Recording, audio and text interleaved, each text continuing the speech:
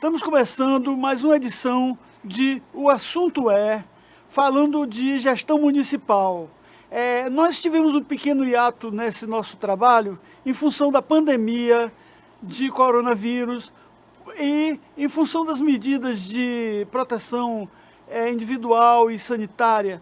Nós estamos fazendo o programa de forma virtual, separado do entrevistado, mas sem perder o foco na importância da notícia e da informação. Esperamos voltar com mais garra, mais vontade e vontade de superar dificuldades e resiliência. Hoje vamos entrevistar Luciano Veiga, diretor executivo da AMURC e presidente de um consórcio intermunicipal. Eu gostaria de saber de Luciano como é que foi esse ano de eleição para os municípios. O que é que mudou na gestão dos municípios? E para o que é que os novos prefeitos devem estar preparados? Bom dia, Kleber. Bom dia, telespectadores do Assunto da TVI. Eu estou secretário da AMURC e secretário do consórcio. O presidente da AMURC é o nosso prefeito Lero Cunha, de Firmino Alves, e o presidente do consórcio é o prefeito Antônio Dionísio. Nós fizemos realmente, recentemente, semana passada, de 7 a 11, Kleber, nós fizemos um seminário denominado Novos Gestores. Normalmente, esse seminário a gente o faz após o pleito eleitoral para que nós possamos transmitir, levar para os novos gestores, bem como também para os gestores reeleitos, né, os desafios que eles vão ter a partir de 2021, a partir do novo mandato. Na vez passada, nós fizemos, era de forma presencial, por conta da pandemia, nós fizemos de forma virtual. Convocamos para esse encontro especialistas das diversas áreas, nas áreas de jurídica, por exemplo, nós tivemos ali a participação de profissionais renomados, como o Dr. Alá, nós tivemos o Harrison Leite conosco, o Jefferson também esteve conosco, também participando desse encontro. Nós tivemos também a participação também de entidades ligadas ao municipalismo, como a Confederação Nacional do Município, através do nosso presidente Harold, que fez ali um breve relato do desafio que os municípios terão para 2021, bem como também trazido pelo presidente da UPB Euros, também trouxe essa temática. Nós tivemos também a participação do presidente da Rede Nacional de Consórcios, que é o Vitor, juntamente com o presidente da Federação Baiana de Consórcios, que é o Dr. Ney, que trouxe exatamente como é que essa autarquia pode ajudar os municípios nesses desafios que virão para 2021 até 2024.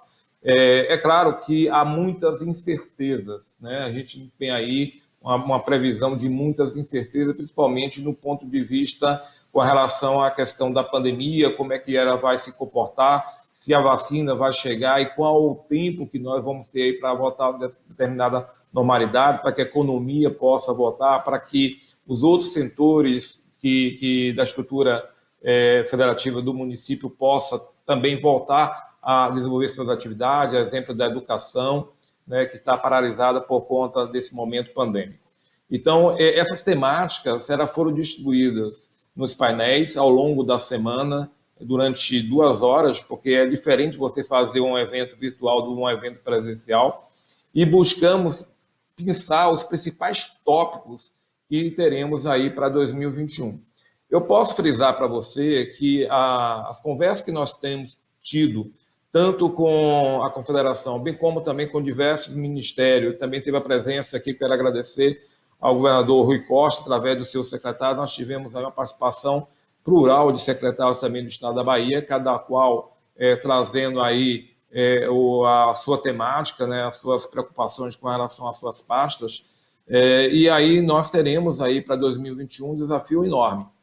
E o maior desafio que nós teremos, que na verdade a gente já o tem de forma continuada, recorrente, é como equilibrar, como calibrar, né, a questão de receita versus despesas. Nós teremos aí que ter muito cuidado com relação a esse aspecto, porque em 2021 a pandemia era vindo a diminuir, nós teremos aí uma diminuição também de repasse por parte do governo federal e retornando às condições anteriores com relação, por exemplo, ao Fundo de Participação dos Municípios, né, que é o FPM, que você tem aí o seu cestão de tributos, que é com a base da economia, e a economia ainda vai demorar muito para se recuperar, nós teremos aí uma receita menor, né, mais diminuída nesse período, exigindo do gestor municipal um rigor muito grande, principalmente no quesito de planejamento estratégico.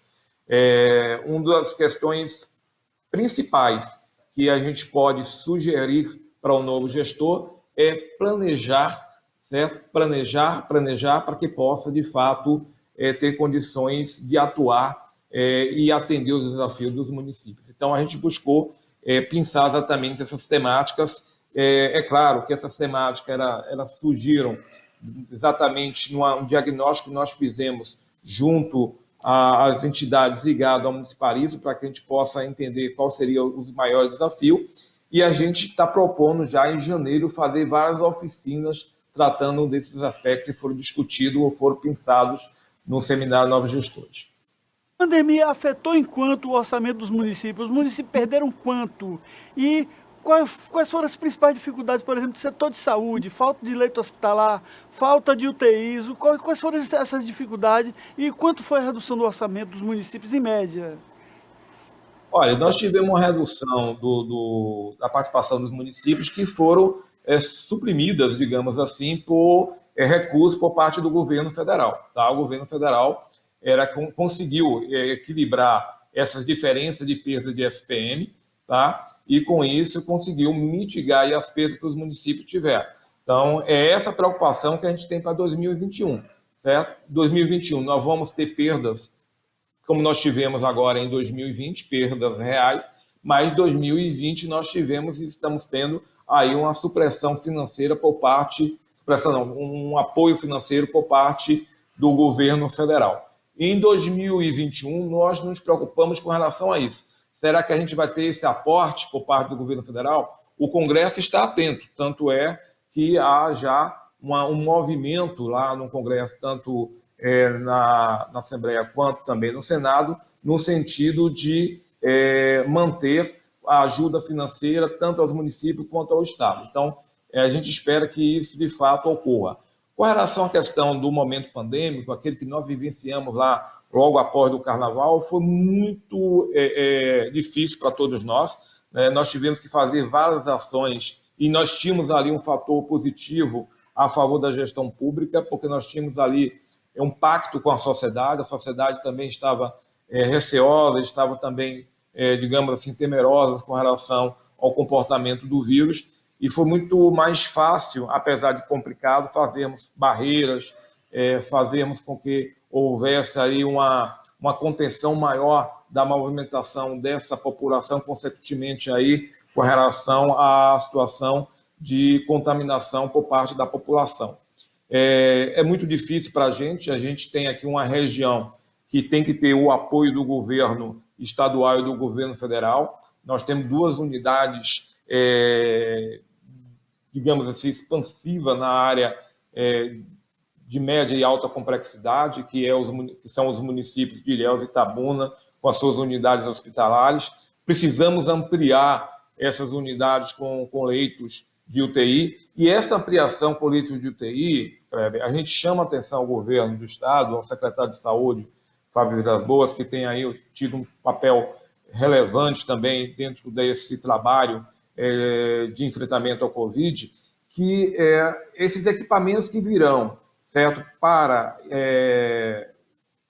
serem utilizados nas UTIs, podem e devem ficar na nossa região e deve ficar também nas unidades hospitalares, porque é uma carência já há muito tempo com relação a esse aspecto. Ou seja, nós temos uma carência de leitos hospitalares, principalmente de UTIs, independentemente do Covid. Então, a gente precisa ter esse entendimento que nós precisamos, de fato, ampliar a rede hospitalar, principalmente com relação à média e alta complexidade.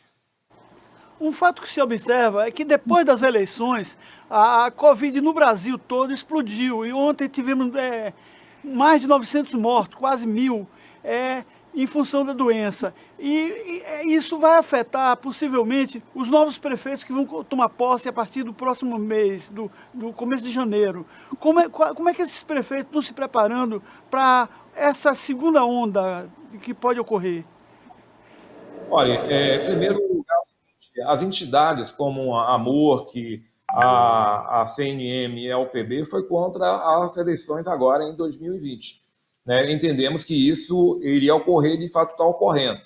E a gente foi contra por uma questão lógica. Né? A gente tem aí um vírus que a gente desconhece. A única coisa que a gente conhece desse vírus, certo, é o seu poder de devastação, o seu poder de contaminação, o seu poder de óbitos, né? Seu poder de gravidade. Esse é o principal elemento que a gente conhece, de fato, com relação ao comportamento do Covid-19. Os prefeitos, principalmente prefeitos reeleitos, eles já vêm aí com um plano de enfrentamento ao Covid, certo? E ele está sendo sincronizado e sintonizado, esse plano, de forma quase que diária, né, com o governo do Estado. Então, a gente está discutindo isso constantemente com o governo do Estado. Não adianta o município fazer um programa de enfrentamento ao Covid de forma isolada, ele precisa ter essa compreensão que é regional, e por ser regional tem que ter o envolvimento aí do governo do Estado com relação a esse aspecto. E os novos gestores, a gente chama muito atenção que nesse processo de transição tem que dar muita atenção, principalmente tomar conhecimento com relação a qual foi o programa que está sendo desenvolvido lá pelo município de enfrentamento ao Covid, né, para que ele possa ter esse entendimento. É necessário que coloque também especialista, né, nessa área para dar uma olhada com relação a esses planos, para que esses planos tenham aí uma percepção também de pessoas de fora. E aí as universidades se colocam à disposição, a associação se coloca à disposição também no sentido de ofertar esses serviços. Né? A gente pode, como fizemos, né, nós reunimos especialistas da UESC, especialistas da UFSB, na elaboração do plano de enfrentamento de Covid-19 de Itabuna, que foi feito com a interação e integração muito forte da equipe técnica transversalizada das secretarias que compõem a estrutura administrativa do município. Porque você, quando faz um enfrentamento ao Covid-19, você não só envolve a Secretaria de Saúde, mas envolve todas as outras secretarias. A Secretaria de Assistência Social, a Secretaria de Educação, a Secretaria de Governo, né? Todas as secretarias têm um papel fundamental. Então, elas têm que participar da elaboração e da gestão do plano de enfrentamento do Covid. Então, a gente se coloca à disposição, certo, dos novos gestores para fazer a análise do plano que ele está recebendo. A gente convoca e a gente tem uma parceria muito forte com as universidades. Agradecimento aqui especial ao reitor Alessandro Fernandes Santana, a reitora também Joana Guimarães, também da UFSB, que são dois grandes parceiros, sem falar também dos IFES também, que ajudou e nos ajuda também com relação a essas análises. A parceria da AMURC com a UESC e com a UFSB, no sentido de amenizar esses impactos da pandemia na economia e na sociedade regional? Olha, nós temos feito um trabalho quase que diuturno, né, com relação a essas duas entidades. Para você ter ideia, a gente tem um grupo, né, que a gente tem uma reunião semanal, né, tratando dessas temáticas com relação a essa situação, tanto a parte de enfrentamento. Agora, recentemente, nós assinamos um termo de cooperação técnica com a UESC, colocamos à disposição, através do laboratório da UESC, 10.000 testes de PCR, que são considerados teste ouro aí, para fazer a leitura aí do contágio do Covid. E com isso a gente consegue também ter uma resposta célere, né? Em torno de 24 horas, 48 horas no máximo, a resposta com relação à análise feita aí pelo laboratório. Então, é um tempo bastante curto, né? Comparado com os outros laboratórios. O LACEN, por exemplo, está levando hoje média de 7, 8 dias, então a gente precisa de uma resposta muito rápida com relação a isso.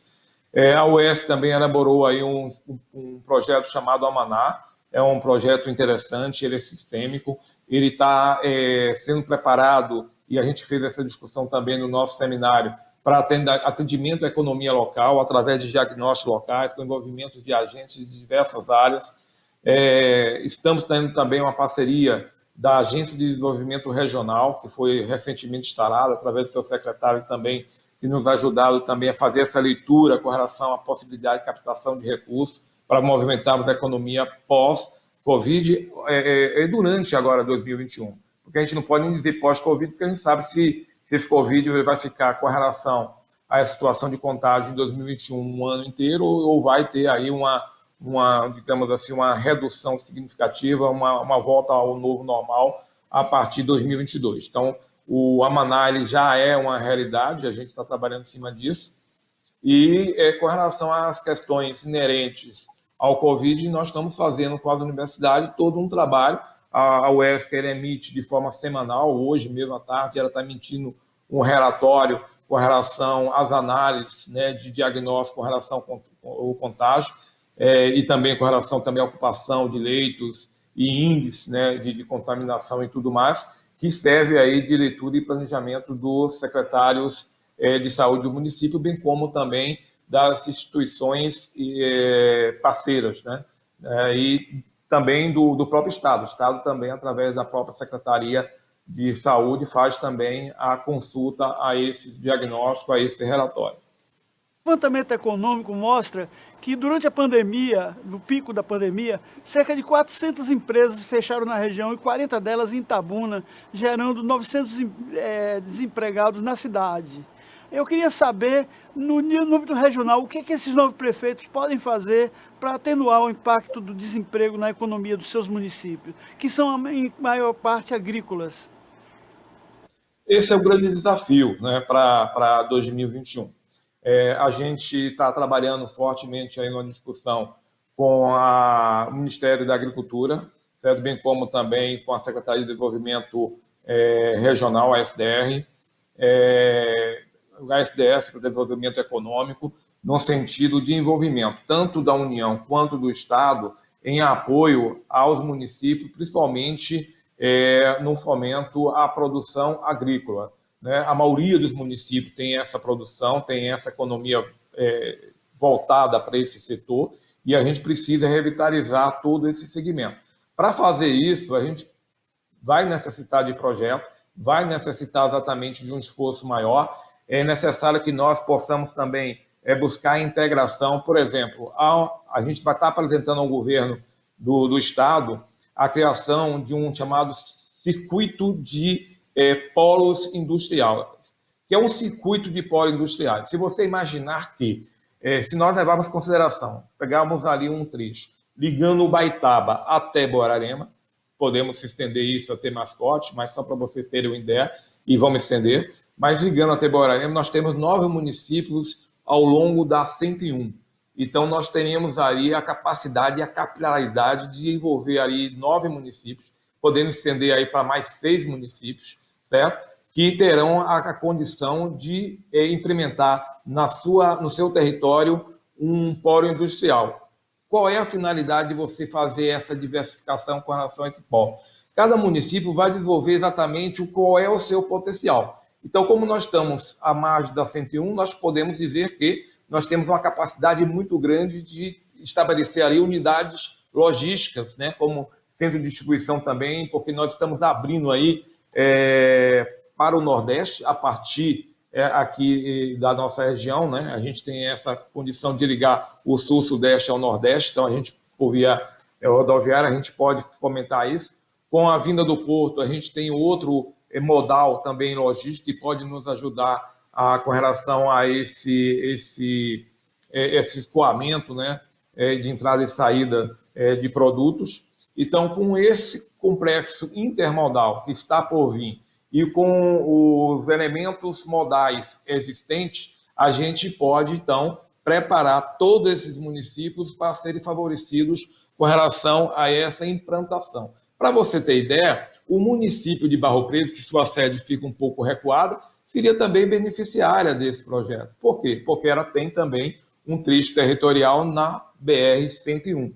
E sem falar da 415, ligando ali aos municípios de Floresta Azul, vamos falar do município também lá de Firmino Alves, para cá, enfim. A gente está discutindo isso, vamos colocar esse assunto para ser trabalhado pela academia, numa situação muito urgente, porque a gente precisa apresentar isso o mais rápido possível para que nós possamos, de fato, buscar os parceiros necessários para o desenvolvimento de emprego e renda na nossa região.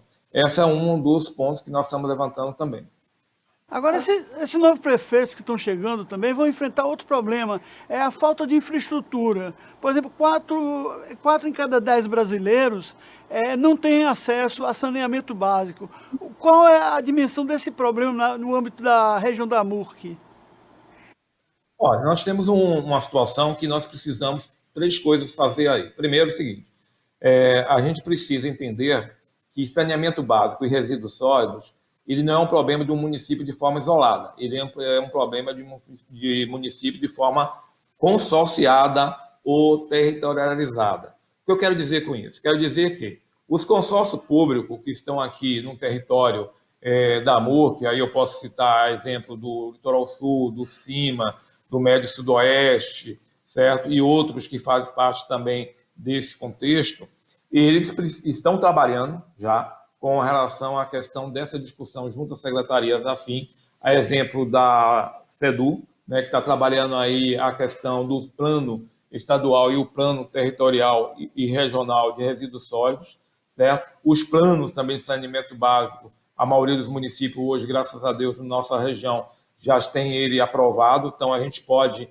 já buscar recursos nesse sentido, mas precisamos fazer com que o governo federal entenda, tem um novo marco legal também com relação à questão de saneamento básico no Brasil, que aí incentiva também a participação da iniciativa privada através do PPP, que é participação público-privada, mas precisamos fazer que o governo federal entenda que o consórcio público ele é uma autarquia capaz de atender e resolver esse tipo de demanda, certo? Tanto de resíduo sólido como de saneamento básico. Vou dar um exemplo. Em 2014, 2016, salvo engano, não estou lembrado exatamente qual é o período, mas foi na gestão do prefeito de Camaçari, né, que fez, Caetano, que fez aí um projeto que foi aprovado numa faixa de 240 a 260 milhões com relação ao Ministério, para fazer o saneamento básico de Camaçari. Mas você faz um saneamento básico de Camaçari, exemplo, você faz o saneamento básico de Itabuna, sem fazer o saneamento básico de Bicaraí, sem fazer o saneamento básico de Itapé, sem fazer o saneamento básico de Ilhéus. Ou seja, a gente precisa entender que o saneamento básico, bem como resíduos sólidos, ele é um compromisso territorial e a única autarquia e um único instrumento com capacidade tanto de captar recursos como de fazer a gestão desse investimento é o consórcio público, que ele pode, por exemplo, receber recursos na ordem aí de um bilhão de reais, exemplo, e fazer todo o saneamento básico da bacia do Rio Cachoeira. Então, aí você faz todo um atendimento, a exemplo também da bacia do Rio Almada. Quer dizer, você fazer um saneamento básico lá no município de Quaraci, sem saneamento básico no município de Itajuípe, Uruçu, em Ilhéus, você termina não resolvendo um problema que é um problema que é mais extensivo, né, mais elástico, digamos assim, que é o problema da bacia. Estamos tratando isso também, discutindo de forma também recorrente lá também com o Comitê de Bacias do Leste, com outros comitês também, que trata sobre a questão hídrica da nossa região. O PSD elegeu prefeitos de Ilhéus e de Itabuna. Isso aí facilitaria o processo de integração das duas cidades numa região metropolitana e atenuaria esses problemas de separação de município para a resolução de problemas comuns de lixo, de saneamento e de infraestrutura? Com certeza, nós somos defensores, você sabe muito bem, eu estive com você discutindo a região metropolitana do sul da Bahia. A região metropolitana, ela traz um elemento muito importante. O principal elemento da região metropolitana é todos os seus conceitos. Certo? Mas o principal elemento da região metropolitana é uma governança ampliada. O que é uma governança ampliada? Você passa a fazer uma governança não no planejamento mais estratégico de forma individual. Não tira ou não retira, né, a independência federativa de qualquer município partícipe de uma região metropolitana. Essa independência ela é estrutural do ponto de vista constitucional. Então, os entes federados são independentes entre si. Então, o que acontece? Uma região metropolitana, e nós temos aqui vários elementos que já, além da conurbação de ligamento da 415 entre Ilhéus e Itabuna, que é denominado Estrada do Conhecimento, enfim, nós temos uma ligação tão forte quanto essa conurbação urbana, que são os equipamentos compartilhados. Nós temos o Hospital do Cacau, que é um equipamento compartilhado. Nós temos a Policlínica de Saúde, que é um equipamento compartilhado. Nós temos o consórcio público, a própria associação, as universidades, enfim. Nós temos vários equipamentos que já são metropolitanos. Já são metropolitanos. Então, não há perda de autonomia e não haverá perda de protagonismo político-administrativo. A região metropolitana dará, sim, a essa região um novo tom, uma nova visão e, principalmente, um novo ganho para quem mais precisa, são as pessoas que têm aí uma ligação de ir e vir nos municípios que compõem aqui a nossa região metropolitana. E nós estamos falando de uma região metropolitana inicial com 20, 30 municípios, não. Nós estamos falando de uma região metropolitana inicial entre 9 e 13 municípios, certo? E entre os municípios que têm toda uma sincronia, uma sinergia, certo? Uma complementação entre si, que possa fazer com que nós tenhamos esse primeiro passo, que tenhamos condições de dar esse primeiro passo, e consolidando a região metropolitana, ela vai se expandindo dentro das suas condições naturais de expansão. Encerrando, mais uma edição de O Assunto com o secretário executivo da AMURC, Luciano Veiga, a quem agradecemos a colaboração.